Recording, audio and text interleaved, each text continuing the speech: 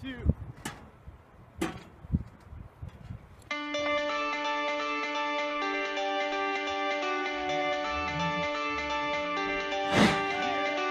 ain't too sure what I believe in, but I believe in what I see.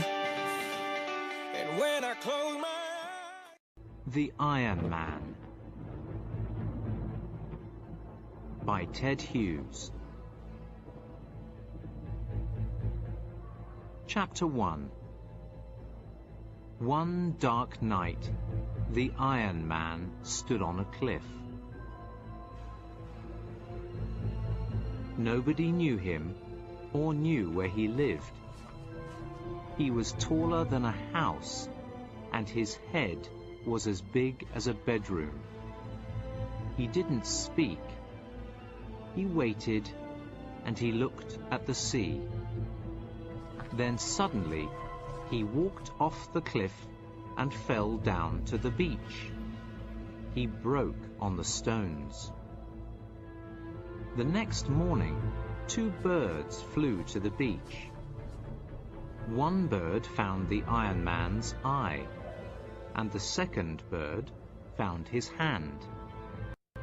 Then the hand moved slowly. It picked up the eye, and then put the head, the arms, the legs, and the body together. The Iron Man stood up again. Then he walked into the sea. One evening, a farmer's son called Hogarth was fishing in a river near the sea. He looked up and saw the Iron Man. The Iron Man was climbing the cliff.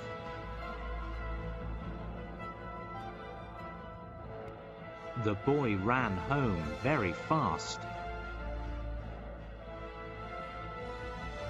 and told his parents. Hogarth's father got into his car and went to find help. When he was in the car, he saw some very unusual things. Half a tractor, half a van, and a quarter of a plough in the road. Was something eating them? He started to drive home, but suddenly he saw the Iron Man.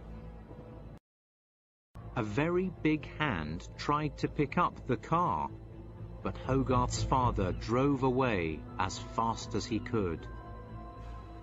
The next day, all the farmers were talking and shouting.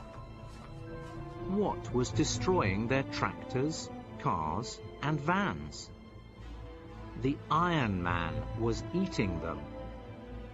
They went to the cliff, but the Iron Man wasn't there. He was in the sea again. The farmers were angry. They wanted to make a trap for the Iron Man. They made a big, deep hole and covered it with tree branches and soil. They put an old van next to the hole and waited for the Iron Man. They waited for many days, but the Iron Man didn't come. Chapter 2. One night, Hogarth wanted to catch a fox in the same trap. While he was waiting, he heard the Iron Man walking down the hill. The Iron Man was eating a metal fence, and he was walking fast. Hogarth had an idea. He picked up a metal nail and a knife, and he made a sound with them. Clink, clink, clink. The Iron Man heard the sound, and he turned towards the boy. Hogarth was frightened, but he started walking towards the trap and the Iron Man followed him. When they got to the trap, the Iron Man fell into the hole. Hogarth looked at the Iron Man in the deep, dark hole.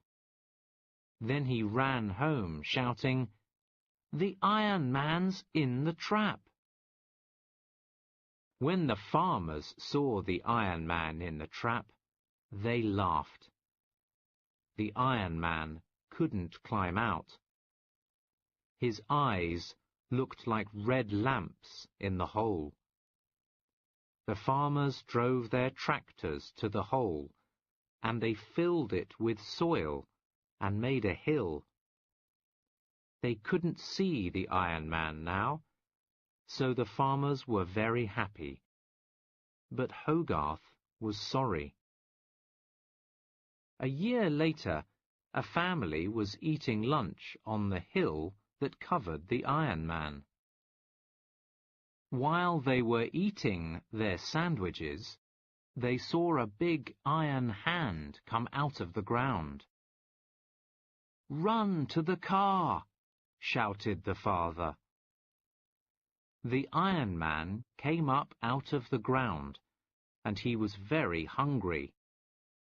He ate 3 new tractors, 2 cars, and a plough.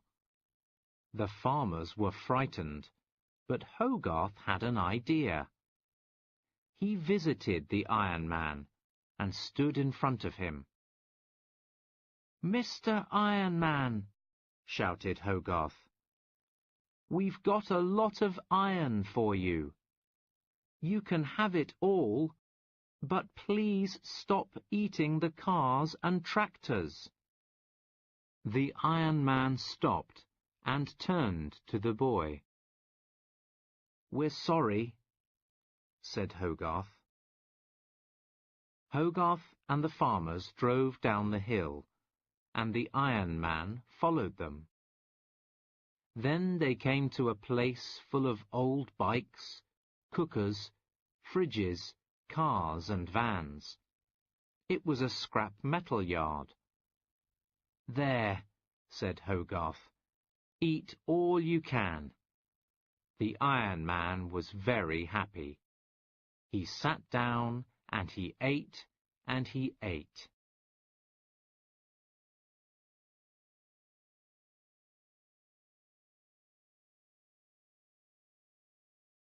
Chapter 3.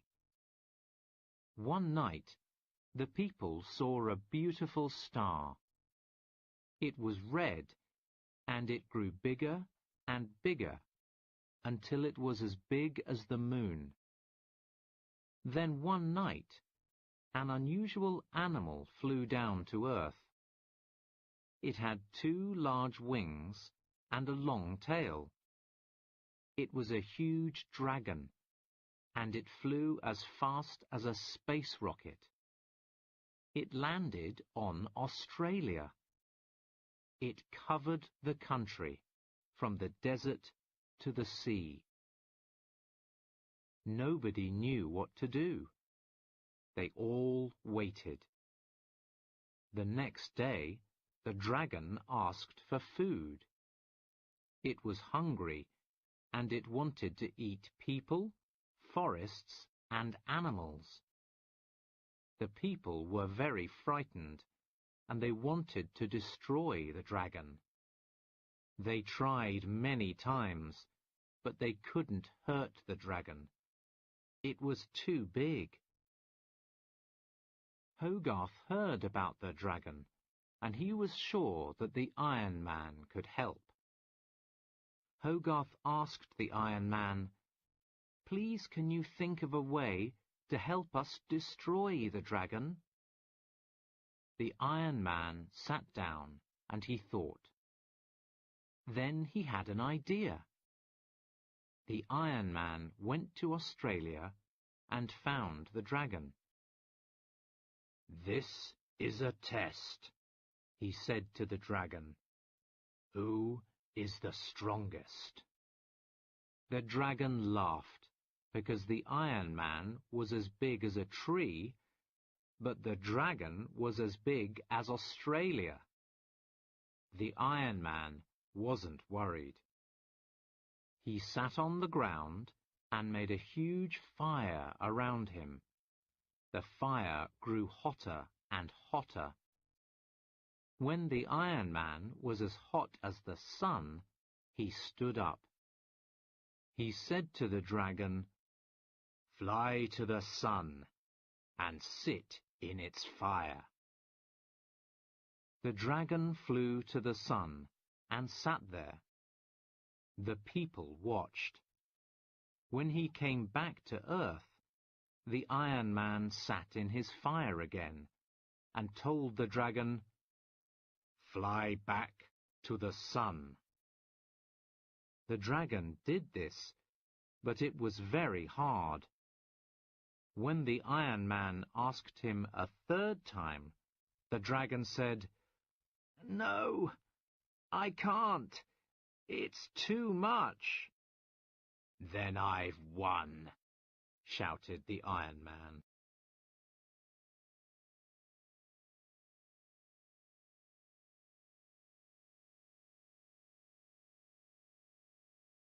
"You've won," said the dragon. "I'll do what you want now, but I won't go back to the sun." The Iron Man asked the dragon, "Why did you want to frighten the people?" The dragon looked at the ground. "I don't know why," he said. "I'm sorry." Then the Iron Man asked him, "What can you do to show that you are sorry?" "I can sing," said the dragon. "Good. You can sing for us," said the Iron Man. "It will make the people happy." "I will," said the dragon. So every night after that day, the dragon flew around the earth and sang. The people looked up and watched the dragon, but they weren't frightened. They liked the song. From that day, the earth became a happy place. Now the Iron Man was a hero, and all the people liked him. He went back to his scrap metal yard, and people sent him old cars, fridges, and nails to eat. While he was eating, he listened to the dragon's song. Now that the people understood the Iron Man and the dragon, they were kind to them, and the Iron Man and the dragon were kind to the people.